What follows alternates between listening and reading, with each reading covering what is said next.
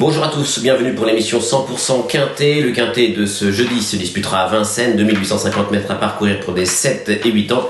Ils seront 14 au départ et on aperçoit le tableau avec le numéro 1, Ounas Nougat. On redescend un petit peu plus bas avec quelques bonnes chances comme le numéro 9, Fingo, le 11, Falco d'Avaroche. Et on termine avec le numéro 14, French Way of Life, un modèle de régularité.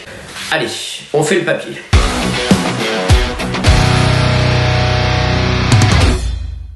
J'ai retenu en tête le numéro 9, Ingo. C'est un modèle de régularité lui aussi. Il a couru 4 fois ces derniers mois à Vincennes, 2 victoires, une deuxième place. Il avait même devancé l'hiver dernier un certain Falco d'Avaroche qu'il retrouve ici.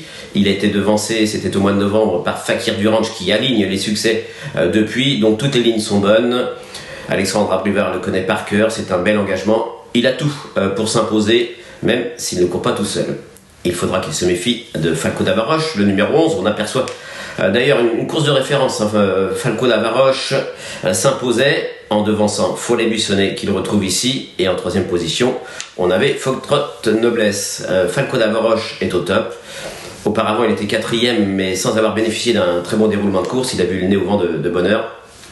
Alors il y a une stat qui ne trompe pas pour Falco d'Avaroche, c'est qu'il a couru 7 fois des 4 à Vincennes, toujours dans les 4 premiers. Autant dire que lorsqu'il est pieds nus, ça se passe bien. Avec Eric Raffin, ça se passe encore mieux. Lui aussi, tout pour être pris en base.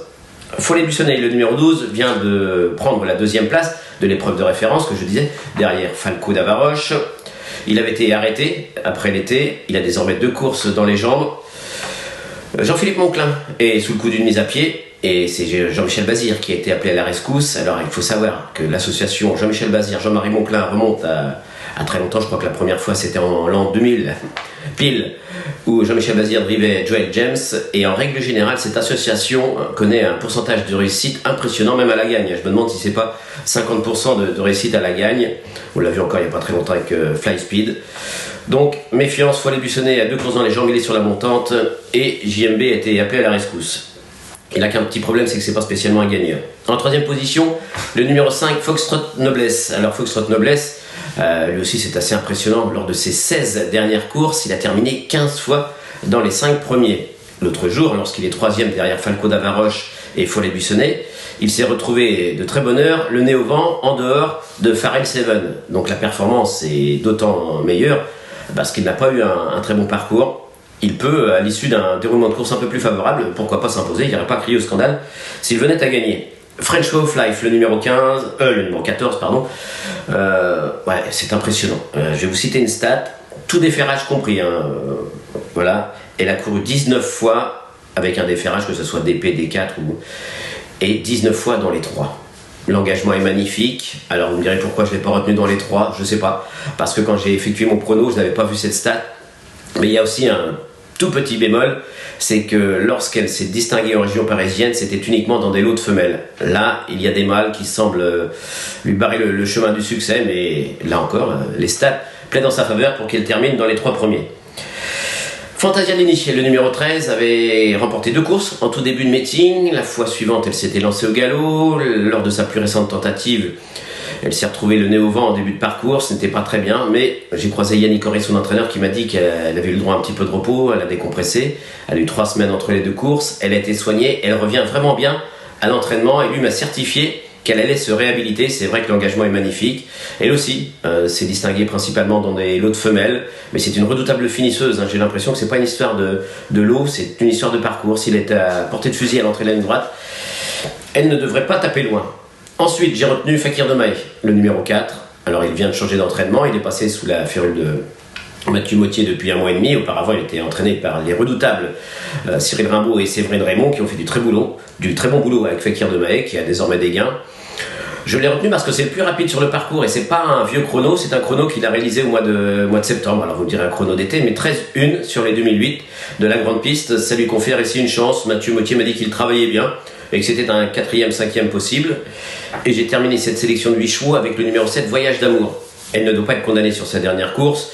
Elle évoluait ferrée, elle courait de façon rapprochée. Là, elle a eu 1 mois pour reprendre un petit peu de fraîcheur. Elle sera plaquée et d'épée. Et c'est surtout que lorsqu'elle est associée à Franck Nivard, il y a eu, je crois, c'est 8 associations. Voyage d'amour, Franck Nivard, 8 fois dans les 5. Là encore, des stats qui plaident en sa faveur. Alors je sais bien qu'il ne faut pas faire un quintet qu'avec des stats, mais force est de constater qu'on est parfois obligé de s'y plier. Donc voilà pour mes premiers choix. On va passer aux chevaux, on va dire les chances régulières mais secondaires. On a Snooga, le numéro 1. Il a couru à 4 reprises au mois de décembre. Sa dernière tentative était bonne. Il était 3e d'un certain FaceTime. Il n'a pas couru depuis quasiment un mois, faute d'engagement. Björn Goop disait que l'engagement là était relevé. C'est vrai que c'est le moins riche, et de loin le moins riche du lot. Il s'attaque à forte partie, mais avec un parcours favorable. C'est un 5e, voire un 4e possible. Finn Perlefleuve, le numéro 2, devait rendre 25 mètres dernièrement dans un lot réservé uniquement à des juments. Et le lot était moins relevé. C'est là aussi une jument qui a tendance à se mettre en évidence uniquement face aux femelles.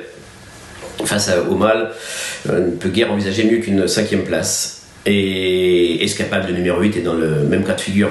C'est une jument qu'on a vu bien faire dans des lots de femelles. Elle a pris 2 deuxièmes places cet hiver. En dernier lieu, elle était ferrée. Son driver l'a menée peut-être de façon un peu offensive, mais quand bien même, là elle est déférée des antérieurs. Ça va être un petit peu mieux, mais elle a besoin d'un parcours sur mesure. Elle a l'air de s'assagir, je ne veux pas porter la poisse à son entourage.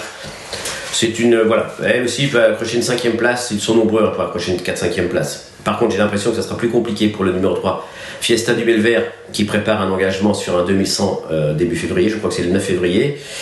Pour Everest Vedaké, le numéro 6 qui se met désormais en évidence à l'étranger, notamment à Volvega. Là, face à une telle opposition, ça paraît plus compliqué. Et compliqué également pour le numéro 10, Frenchman, qui effectue une rentrée. On ne l'a pas vu en compétition depuis le mois de septembre. Et j'ai regardé en règle générale, lors de ses courses de rentrée, ce n'est pas là qu'il est le plus performant.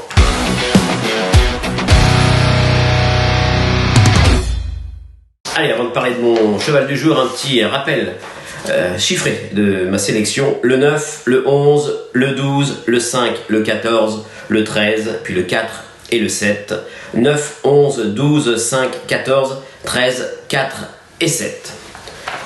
On passe désormais à mon cheval du jour, j'allais dire mon coup sûr du jour, c'est le 511 Gitano.